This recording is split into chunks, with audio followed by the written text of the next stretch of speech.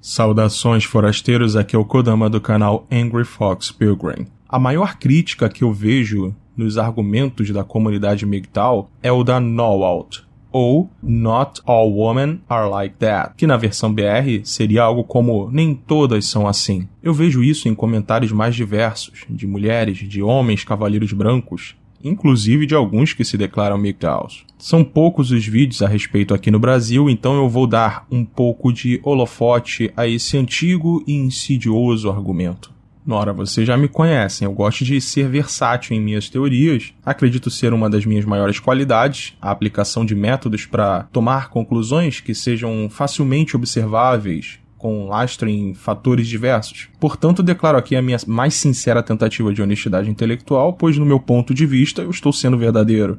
Meu objetivo aqui é deixar os simplismos de lado e teorizar o mais antigo argumento chamado nem todas são assim. E para facilitar, eu peço a licença de utilizar o termo NOWAUT. E toda vez que eu utilizar esse termo, já sabem que eu estou falando do nem todas são assim. Então, como exercício de autorrefutação, eu concluí algumas coisas sobre o tema e quero trazer aqui para vocês.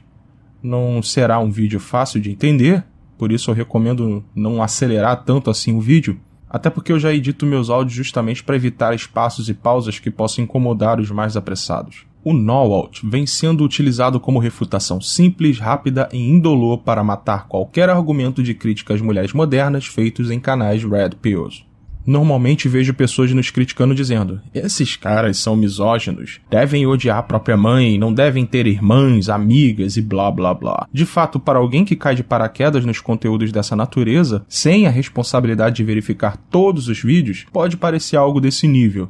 Mas então como você pode chegar a conclusões racionais sem a própria generalização? Se eu afirmar aqui a seguinte sentença: seja livre e voe como um pássaro, por acaso você vai me dizer: não, você está mentindo, porque existem sanãs e saracuras. Eles são pássaros e não voam. Seria um exemplo de desonestidade argumentativa, pois você induz a concluir que nem sempre se é livre como um pássaro, pois nem todos voam. Então, não poderia usar tal comparação. Isso é a negação do consequente, invalidando a premissa para dizer que todo o argumento é falso, pois se existem sanãs e saracuras, logo não posso concluir que os pássaros voam. Da mesma forma, se eu dissesse, as mulheres têm peitos maiores que os homens, algum grande refutador poderia me trazer um exemplar de um homem com peitos grandes e uma mulher com peitos mais achatados. Esse tipo de refutação, não podemos generalizar, escapa da boca das pessoas de forma quase que instantânea e nos obriga a simplesmente não tomarmos nada como verdade.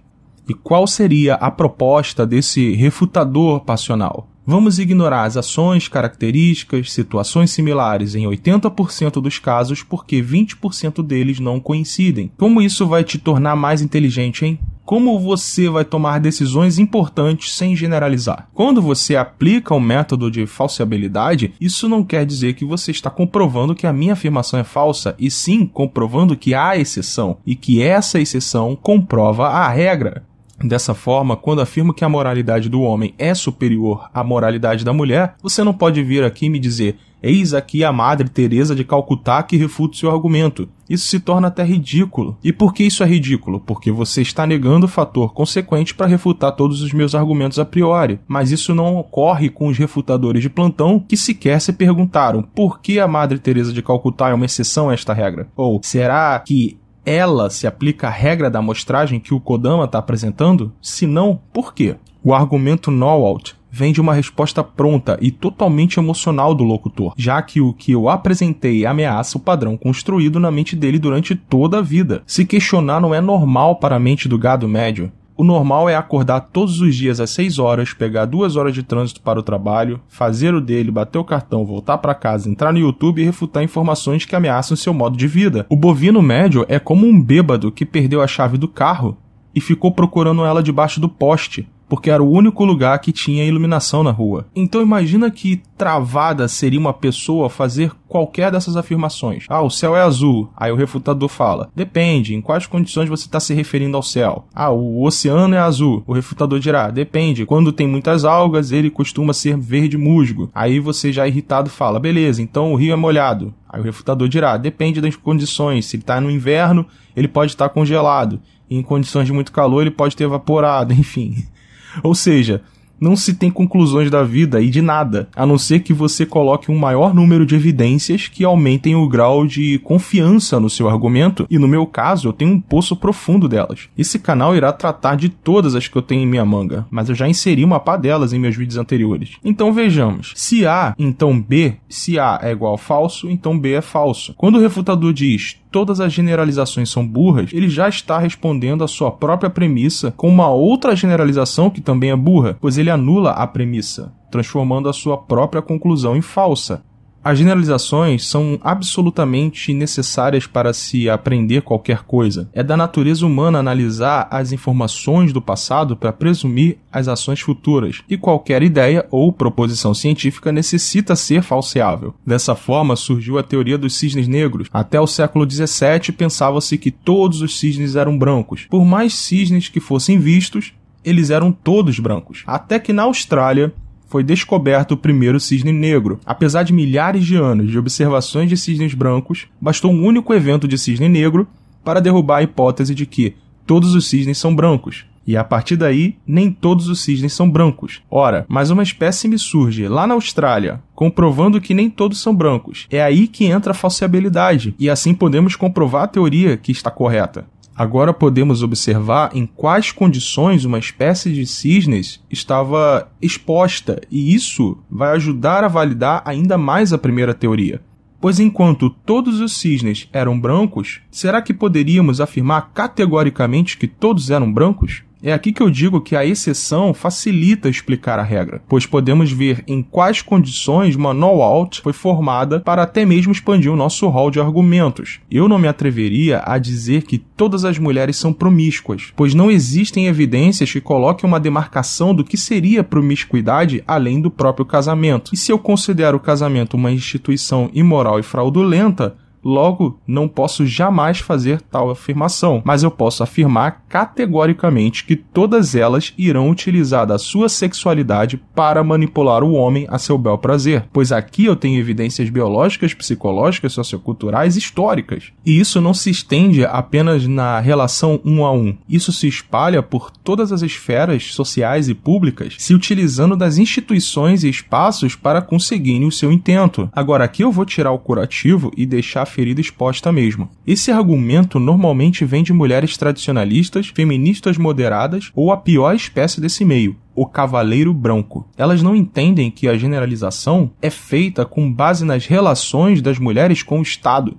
e como elas estão utilizando o próprio Estado como ferramenta para se beneficiarem em detrimento dos homens. Isso é o que eu faço e continuarei fazendo, analisar as mulheres coletivamente. Seria errado eu pegar uma Suzanne Richthofen e aplicar o comportamento dela para todas as mulheres. Isso sim seria uma generalização burra. Da mesma forma, seria errado pegar uma Esther Vilar e aplicá-la como exemplo de todas as mulheres, mesmo tendo sido a Esther Vilar que tenha me dado a primeira dose de Red Pill e eu dever a minha libertação a ela. Agora, analisar os padrões coletivos, sim, é assim que se faz.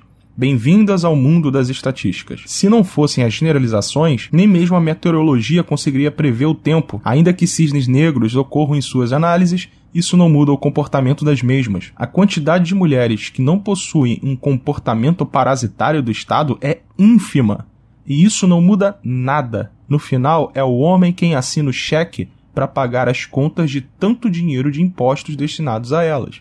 Há 9 anos atrás, o Barbar já nos alertava desse tipo de comportamento. O feminismo se tornaria tão insuportável que, espertamente, as mulheres começariam a dissimular um comportamento fingindo que o feminismo nunca existiu e tentariam colocar a culpa do feminismo nos homens. Elas diriam: parem de reclamar, nem todas são assim. Os homens só precisam escolher as mulheres certas. Daí, quando o homem é de forma perversa, acusado falsamente de abuso sexual, algumas terão coragem de dizer: se escolherem as mulheres certas, não passarão por isso. mas tente convencê-las de pedirem a revogação das leis anti-estupro para você ver o que vai acontecer. O fato é que a maioria dos homens não são assim. A maioria esmagadora jamais teria capacidade de ferir uma mulher, ou estuprar uma mulher, ou abusar de uma mulher. Mesmo com todos os exagerados números estatísticos que as feministas costumam gritar aos quatro ventos e que nem batem com as informações oficiais, nem mesmo com esses números fazem dos homens a maioria. Mas as mulheres ainda querem leis para protegê-las até um grau que as permita a inquestionável aplicação da falsa acusação. Mas somos nós os acusados de generalizar. As leis generalizam, mesmo quando não há maioria de casos que a justifiquem,